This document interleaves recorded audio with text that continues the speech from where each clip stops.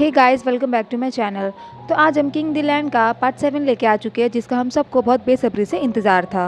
तो पार्ट की शुरुआत में हम देखते हैं वॉन सियोन के घर ही पहुंच जाता है उससे मिलने के लिए, और उसके लिए चिकन लेके जाता है जो उसका फेवरेट होता है। अब वो तो मस्त अपना अंदर इंजॉय कर रही होती है। जब वो ऑर्डर लेने जाती है तो वो देखती है कि सामने गेट पे कोई और नहीं, वॉन ही खड़ा होता है। उसको देख के तो वो एकदम शॉक्ड हो जाती है। उसको लगता है कि ये कोई सपना है। फिर वो वापस से गेट बंद करके खोल के देखती है तो सच में वॉन ही होता है। और वॉन उसे पूछता है, क्या हम लोग बात कर सकते हैं? अब वॉन उसके कुछ बोले भी नहीं अंदर आ जाता है, और वो अंदर आके उसके दोनों फ्रेंड्स को भी देखता है, जो उसको देख के एकदम चिल्ला देती है। फिर वो लोग बैठ के बातें करते हैं। योंग और डायुल को लगता था कि शायद इन दोनों के बीच में कुछ चक्कर चल रहा है, और वो लोग उन दोनों को टीज करने लग जाती है। फिर वो लोग उसका नाम पूछती है। अब यहाँ पे तो सियोन बताने ही जा रही होती है कि ये कौन है, लेकिन वॉन खुद ही नहीं बताता है कि वो किंग होटल का हेड मैनेजर है। वो जस्ट ये बोलता है कि वो खुद भी सियोन के साथ उसी होटल में काम करता है, तो उन लोग को वो उसका फ्रेंड ही लगता है। अपने आप को एज ए मैनेजर इंट्रोड्यूस करता है। तो वो लोग फिर अपना इंट्रोडक्शन देने लगती है कि हम लोग भी वहीं से बिलोंग करते हैं, जो कि एक किंग एयर में काम करती है और एक फैशन शॉप में काम करती है। अब उसके बाद उसके दोनों फ्रेंड वॉन के बारे में ही बोलने लग जाती है, क्योंकि उन लोगों को तो पता नहीं था कि यही वॉन है।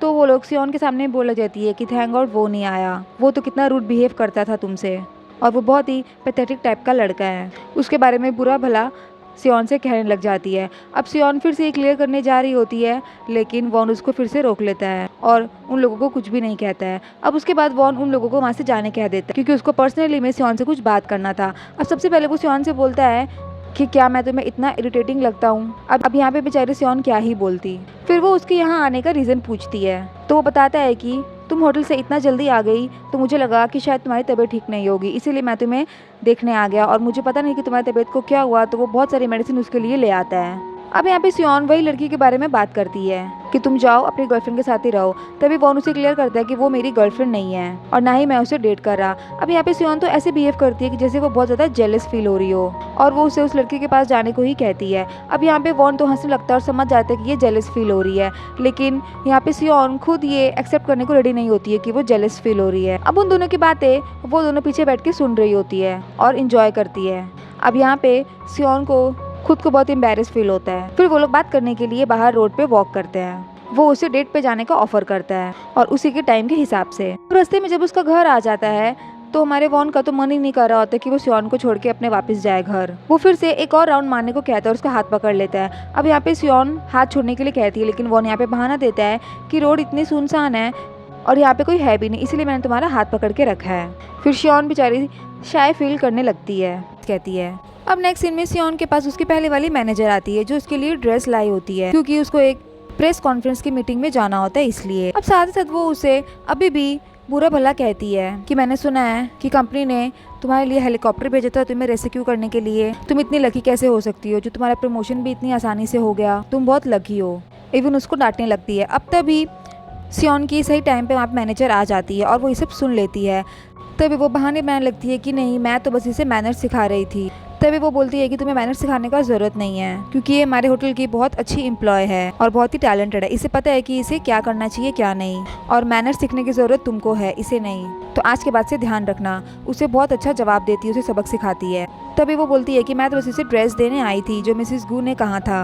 अब नेक्स्ट सीन में हम देखते हैं कि सियोन अच्छे से तैयार हो जाती है। अब वो मिसेस गू से उसके रूम में मिलने जाती है और वो उसे स्क्रिप्ट देती है, जो उसे पूरी पढ़नी रहती है, क्योंकि उसे मीटिंग के सामने वही स्क्रिप्ट में जो लिखा हुआ है बोलना रहता है। अब मिसेस गू से बोलती है कि क्या तुम्हें पता है तुम्हें बचाने के लिए उस हेलीकॉप्टर का कितना ज़्यादा कॉस्ट लगा है, जो कि हमारे कंपनी ने ही पेड किया है। क्या तुम्हें इसके लिए थोड़ा सा भी सॉरी फील नहीं होता? अब वहाँ पे सियोन ये सब सुनने के बाद उसे सॉरी बोलती है और वो स्क्रिप्ट पढ़ती है, और उसमें ये लिखा रहता है कि उसे मिसेस गू ने ही बचाया, उसी ने ही सारा हेलीकॉप्टर का खर्चा उठा के उसे रेस्क्यू करने के लिए भेजा था। अब यहाँ पे मिसेस गू सारा क्रेडिट खुद लेना चाहती थी, और वही वो सियोन को कहने बोलती है सबके सामने मीडिया में। अब नेक्स्ट सीन में हम हमारे वॉन को देखते हैं, जो कि सर्च कर रहा होता है कि उसे सियोन के साथ कहाँ पे डेट पे जाना चाहिए। तभी सडनली उसके पास सैंग आ जाता है और वो भी देखने लगता है कि ये क्या सर्च कर रहा है। उसे देख के तो वो अचानक से अपना लैपटॉप बंद ही कर देता है। तभी सॉन्ग समझ जाता है कि ये क्या सर्च कर रहा है और उसे फिर से टीज करने लगता है, लेकिन सैंग तो वॉन तो यहाँ पे इनकार ही कर रहा होता है। अब सैंग उसे आइडियाज़ देने लगता है कि उसे कैसे एक लड़की का दिल जीतना चाहिए। अब वो ऐसे ऐसे आइडियाज़ देता है जो वॉन को बिल्कुल भी पसंद ही नहीं आता है, लेकिन वो फिर भी एक बार ट्राई करना चाहता है। अब उसके बाद सैंग तो ये न्यूज़ देने आया था कि प्रेस कॉन्फ्रेंस की मीटिंग होने वाली है, लेकिन वो सुनता ही नहीं है और उसे कह देता है कि मुझे सिर्फ वही इन्फॉर्मेशन ला के दिया करो जो मेरे काम की हो। फिर वहाँ से चला जाता है। अब नेक्स्ट सीन में वॉन वहीं पे पहुँचता है जहाँ पे सियोन काम करती है। उसको वहाँ पे सियोन नहीं दिखती है। तभी एक एम्प्लॉय आके उसे पूछती है और वॉन उससे पूछता है कि सारे एम्प्लॉयज़ यहाँ पे है लेकिन सियोन नहीं दिख रही है। तभी वो उसे बताती है कि वो तो प्रेस कॉन्फ्रेंस की मीटिंग में है। उधर प्रेस कॉन्फ्रेंस की मीटिंग स्टार्ट होती है। बहुत सारी मीडिया आए रहती है और सभी मिसेस गू से सवाल करते हैं और वो बोलती है कि हमारे इस कंपनी का एक एम्प्लॉय माउंटेन जीरो पे फंसा हुआ था और उसी को रेस्क्यू करने के लिए मैंने अपने कंपनी के हेलीकॉप्टर को भेजा। तभी वो लोग पूछते हैं कि आपने सिर्फ एक एम्प्लॉय को बचाने के लिए इतना सब कुछ क्यों किया। तभी यहाँ पे मिसेस गू बोलती है कि हमारे लिए हमारे कंपनी का रेपुटेशन सारे एम्प्लॉयज़ से ही है और एम्प्लॉयज़ ही हमारे कंपनी के ओनर्स हैं। वो लोग हमारी कंपनी को यहाँ तक लेके आया है, तो हमारे लिए सारे एम्प्लॉयज़ एक बराबर है और बहुत इंपॉर्टेंट है। अब वो जानबूझ के ऐसा बोलती है ताकि उसकी वजह से कंपनी की और भी रेपुटेशन बढ़े और उसका ही नाम हो। और यहाँ पे सियोन को बोलना रहता है। अब सियोन तो सोचती है कि उसे तो वॉन नहीं बचाया था, किसी और ने नहीं। फिर भी ना चाहते हुए भी उसे मिसिस गू ने जो कहा था वो बोलना पड़ता सबके सामने। तभी वहाँ पे वॉन आ जाता है और जब वो वॉन को देखती है तो वो सबके सामने वॉन का नाम लेके भी उसे थैंक यू कहती है। जो वॉन जब सुनता है तो वो बहुत खुश हो जाता है और वहाँ से चला जाता है। अब नेक्स्ट सीन में सैंग वॉन के पास आता है और उसे बताता है कि मिसिस गू ने क्या किया है। उसने सारा क्रेडिट अपने ही नाम पे ले लिया है और मीडिया में यही न्यूज़ आई है कि मिसिस गू ने ही उसके होटल के एक एम्प्लॉय को बचाया है और उसके लिए इतना ज़्यादा खर्चा उठाया है। उन्होंने अपना ये नाम फेम पाने के लिए कहा है ताकि उनके होटल का और भी ज़्यादा नाम हो, जिसकी रीज़न सिर्फ मिसिस गू हो। लेकिन ये सब तो आपने किया है, तो मिसिस गू ऐसा कैसे कर सकती है। अब वो यहाँ पे पूछता है कि तुमने मुझे इस मीटिंग के बारे में पहले क्यों नहीं बताया। तभी सैंग बताता है कि मैं यही बताने के लिए आया था। अब सैंग को तो बहुत गुस्सा आता है कि सारा क्रेडिट मिसिस गू ने ही ले लिया।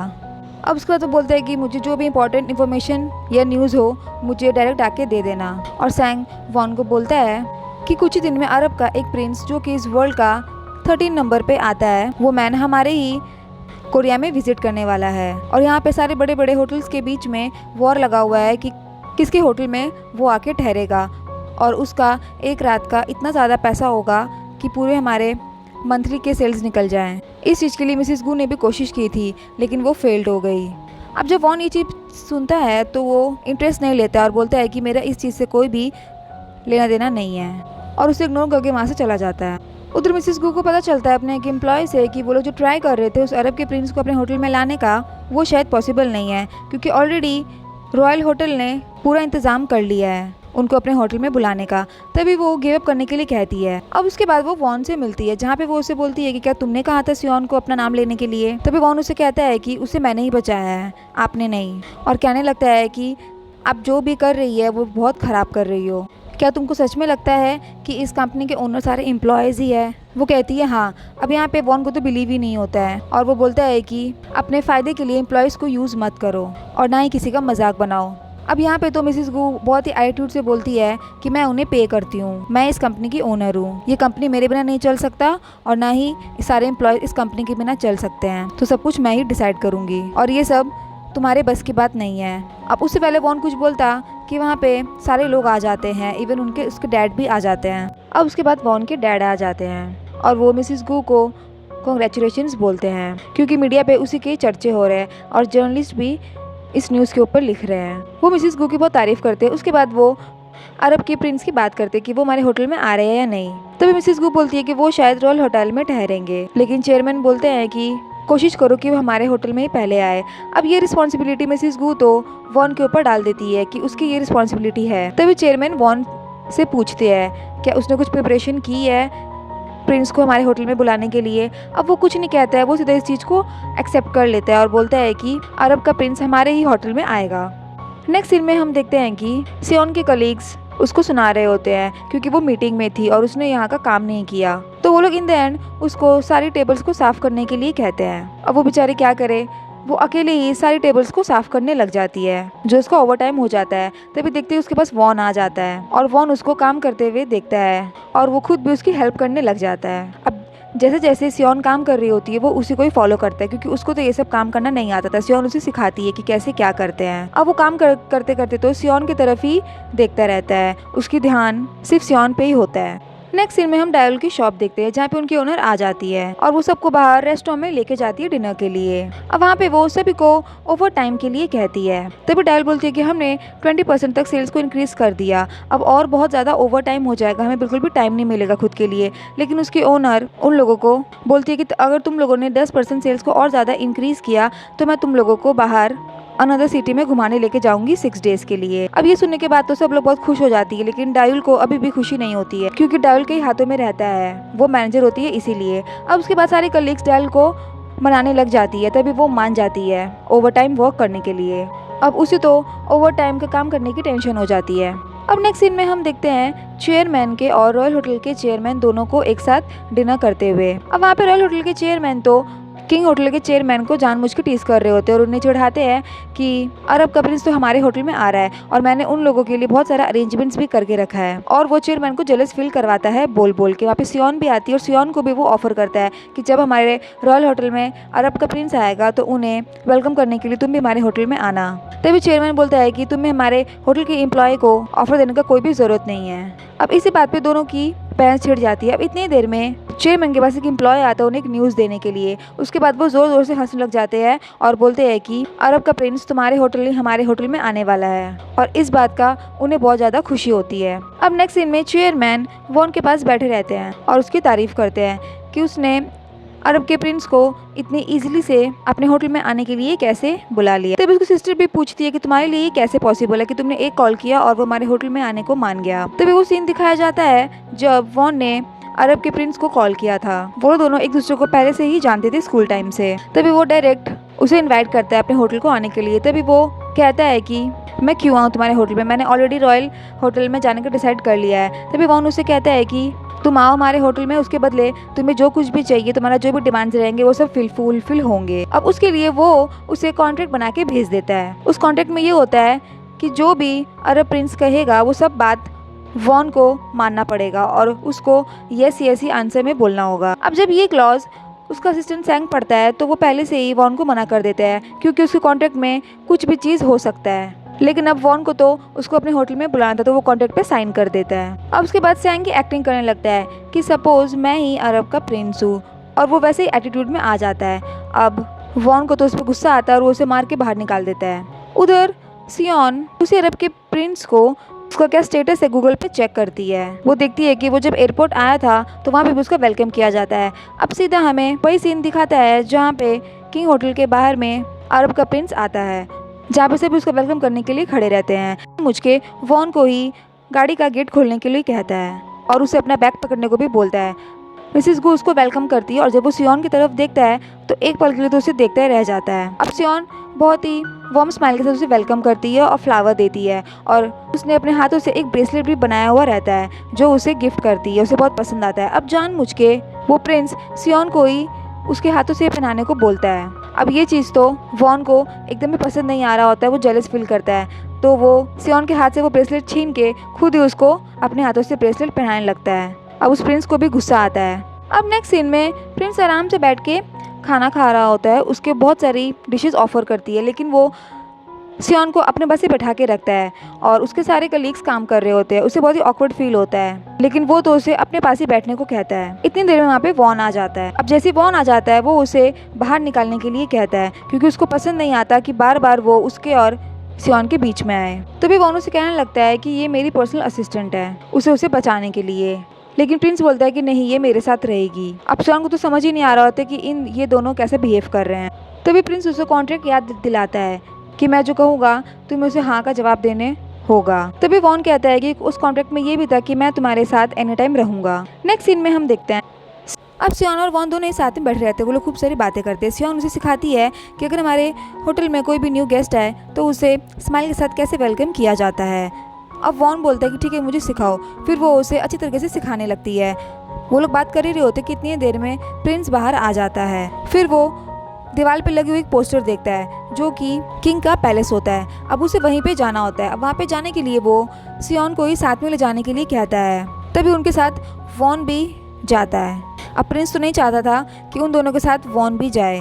अब वो लोग उसी लोकेशन पे पहुँचते हैं। अब प्रिंस तो सियोन को ही देखता रहता है। तभी बीच में वॉन आ जाता है और वो वॉन को कॉफी लाने को कहता है। अब वॉन को तो बहुत ज्यादा गुस्सा आता है, उसे ना चाहते हुए भी जाना पड़ता है। उधर वो प्रिंस और सियोन दोनों बैठ के बातें करते हैं और वो सबसे पहले उसकी तारीफ करता है और उसके बॉयफ्रेंड के बारे में पूछता है। तभी सियोन बोलती है कि अभी तक तो उसको कोई भी बॉयफ्रेंड नहीं है। इतनी देर में वॉन आ जाता है। क्योंकि प्रिंस उसके बहुत चिपक के बैठा हुआ होता है तो उसे साइड करके खुद ही उन दोनों के बीच में बैठ जाता है। अब ये चीज तो प्रिंस को देख के बहुत गुस्सा आता है। फिर वो खुद वॉन को धक्का मार देता है और उसे साइड में हटा देता है और वहाँ पे वो एक कपल को देखता है जो कि मैरिड ड्रेस में होते हैं।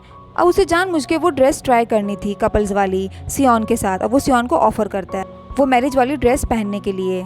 अब जब ये बात वॉन सुनता है तो वो साफ उसको इनकार कर देता है, मना कर देता है और उसको गुस्सा आ जाता है। अब वो कॉन्ट्रैक्ट ही वो पेपर से फाड़ने लगता है और बोलता है कि तुम हमारे होटल से निकल जाओ, चले जाओ। अब प्रिंस कुछ बोलने जा रहा होता है कि सियोन बात संभाल लेती है और वो कॉन्ट्रैक्ट पेपर को फाड़ने नहीं देती है। अब वो समझाती है कि इतनी सी बात के लिए कॉन्ट्रैक्ट को खत्म करने की कोई जरूरत नहीं है, सिर्फ ये नॉर्मल ड्रेसिंग ही है, वेडिंग कल्चर, मैं ये चीज़ ट्राई कर लूँगी। और फिर वो चले जाती है। अब उसके बाद वॉन को एक आइडिया आता है, वो कुछ सोचता है। नेक्स्ट सीन में हम देखते हैं हमारी सियोन ब्राइड के ड्रेस में आ जाती है। अब वो बहुत सुंदर लगती है, उसका सभी वेलकम करते हैं। इधर हम देखते हैं कि हमारा ग्रूम भी अपनी ड्रेस पहनकर आ जाता है। सभी लोग उन दोनों का वेलकम करते हैं। जब वो लोग अपना फेस एक दूसरे को दिखाते हैं तो सियोन देखती है कि ग्रूम के ड्रेस में कोई और नहीं बल्कि वॉन ही रहता है, क्योंकि उसे ये उम्मीद था कि उस ड्रेस में वो प्रिंस रहेगा। उसे देख के वो बहुत शॉक्ड हो जाती है और खुश हो जाती है। अब वॉन ने उस प्रिंस का क्या किया होता है ये तो हमें नेक्स्ट पार्ट में ही पता चलेगा, क्योंकि ये पार्ट यहाँ पे खत्म होता है। नेक्स्ट पार्ट बहुत ज़्यादा इंटरेस्टिंग होने वाला है, तो देखने के लिए हमारे साथ जुड़े रहें। अगर आपको ये वीडियो पसंद आया तो इसे लाइक कीजिए और हमारे चैनल को सब्सक्राइब कीजिए ताकि नेक्स्ट वीडियो आपको सबसे पहले मिल जाए। तो स्टे कनेक्टेड, बाय बाय।